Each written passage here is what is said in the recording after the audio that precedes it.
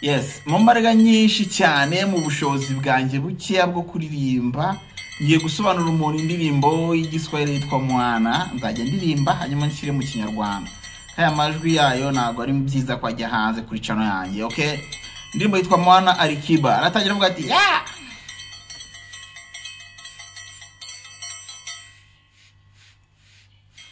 Alikiba Mwana. Mali ni nyingi nyumbani, kipi kimekukimbiza? Ati umutungo urahari mwinshi cyane mu rugo, niki cyahagukuye koko? Mwana, ona babiyo mamiyo wote wanakulili. Ati reba papa wawe na mama wawe bose barakulira ngo waragiye. To peke yako nyumbani, kipi kimekukimbiza? Uri umwana w'urukumbi mu rugo, niki cyahagukuye ngo wirukanka ujye kwangara? Mamiyo wote wanakulilia. Reba papa we na mama wawe bose barahangayitse barakuririra. Same uri kujabule ndani ya Dar, Same uri kujabule mu mujyi wa Dar es Salaam. Waje rekereka naka nakamwe wifitiye. Kimwana ujui kuchuna. Ati tena kimwana ujui kuchuna. Uza rwose uzacyana, uzuraka ura mu mutwe nta kintu kibereyemo, uri umwana nta nubwo uzi kwihigira n'akantu nakamwe. Na zile lawama za wale walokuzoeza.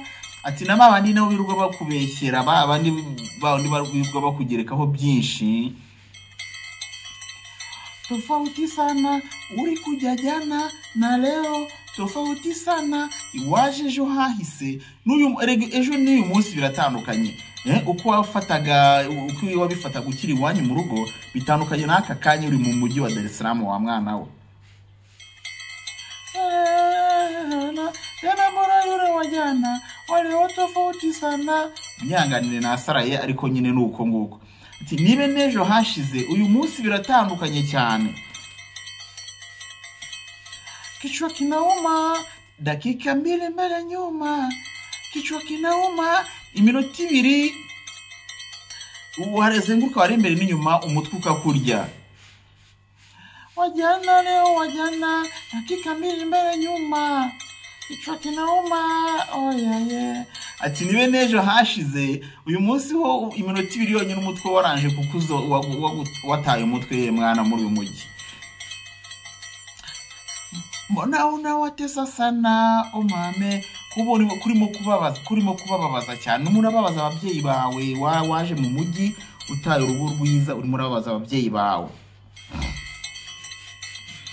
Omame aya mame omama, mbona unagitesa sana ko nawe urimo kwibabaza se? Urabaza ababyeyi bawe nawe ukibabaza. Wavuye mu rugo rwuzuye buri kimwe cyose, uza mu mujyi waje kumaramo iki kukiri umwana.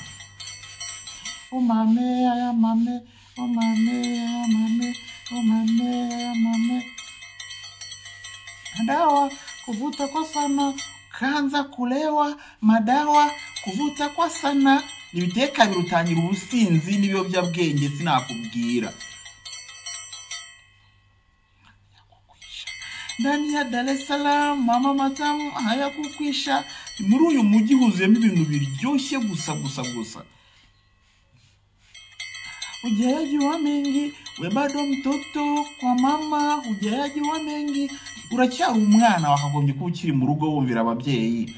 Nta kintu na kimwe uramenyura, uzi ibintu bikeya cyane. Nahomo marejo ngamana mwenda tezi, nahomo marejo ngamana. Ati utarajya ibwami abeshywa byinshi. Niyatambala bovu amesema sana mama, dunia tambala bovu. Mama yaravuze ati isi yambaye ubusa, isi nta kintu, isi nisakaye muri make.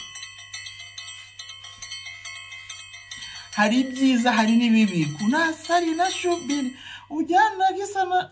Ati hari ibyiza hari n'ibibi, noneho hari ukukuze hari no kuciya kenge. Ati we mwana unajeuri sana. Ati wa mwana we kumbona ufite agasuzuguro kenshi cyane. ulichokifata hukupata, umekosa ulichoacha. Ati ibyo wakurikiye ntabwo bibonye, noneho nibyo wasize mu rugo nabyo ntubifite. Kwa kundi bavuga ngo wirukanyira ibitagushaka ugasiga ibigusanga. Kwa baba yako mwana, ibyo byiza bisize kwa papa wawe na mama yako mwana, na papa na mama wawe, kwa babyeyi bawe. Kwa vichache ulivyovitaka, vingi ulivyoacha, wakunze bikeya noneho usiga byinshi, wagiye kwangara mu mujyi ujya gukora iki. Oyaye mwana unajitesa sana, oyaye kurimo kwibabaza uri kubiterwa n'iki. Oyaye mame, oyaye watesa sana, oyaye mwana unajitesa sana, kurimo kwibabaza. Right?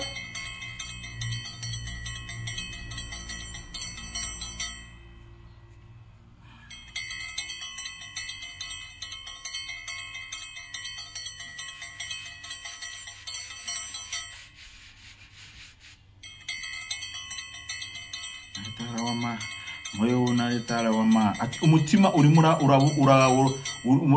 urimo uriburanya ibintu byinshi cyane, umutima urimo uriburanya.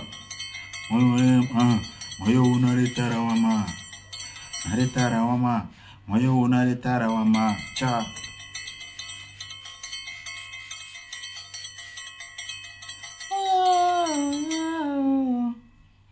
Uchumwana ajuaye mzazi. Ati uchungu wa mwana ajuaye mzazi. Utarabyara nago wakumva iki, nago wakumva uburibwe bw'umwana. Uburibwe bw'umwana bumenyana nyina wamubyaye. Siku zote biri iminsi yose umubyeyi ni umenya imbabazi z'umwana we.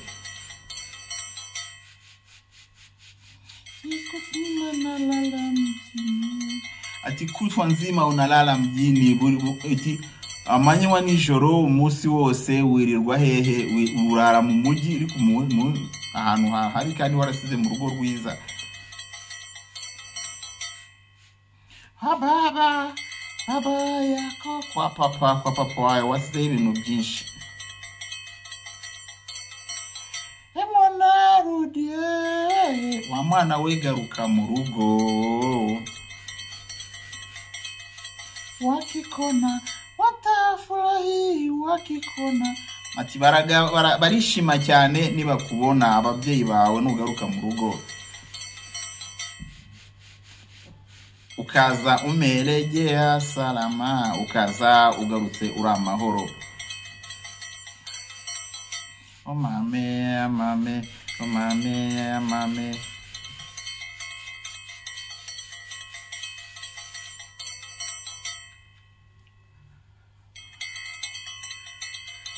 Indirimbo yitwa Mwana, ni indirimbo ya Alikiba, indirimbo nziza cyane. Ndayigutuye yishake uyumve. Hanyuma nayisobanuye nyine mu Kinyarwanda ni gutyo. Yitwa Mwana, bisobanuye umwana muto, kijana, umwana. Hanyuma niba ukunda igiswahili n'Ikinyarwanda nizere ko enjoyinze, kandi nawe niba indirimbo utarisobanukiwe nagiye nyicamo mvuga muri ryajwi ryanjye nyine rimeze ukuntu. Hanyuma mbere ko dusoza ikiganiro reka mwibutsa akantu ukwiye kuba usobanukirwa. Niba wiriwe mu rugo, niba ari muri weekend, wibuke gufura amarido, kuko buriya amarido ni abantu benshi batajya bitaho, ukarara ukorora witsamura utazi impamvu. Niyo gahunda nshyashya ubu ngubu dufite dukora ikiganiro, hanyuma tunakugira n'inama ku kantu k'ingenzi. Wibuke gufura amarido yawe.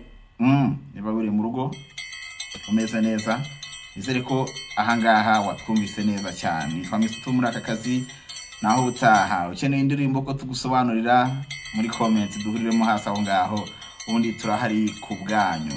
Ciao.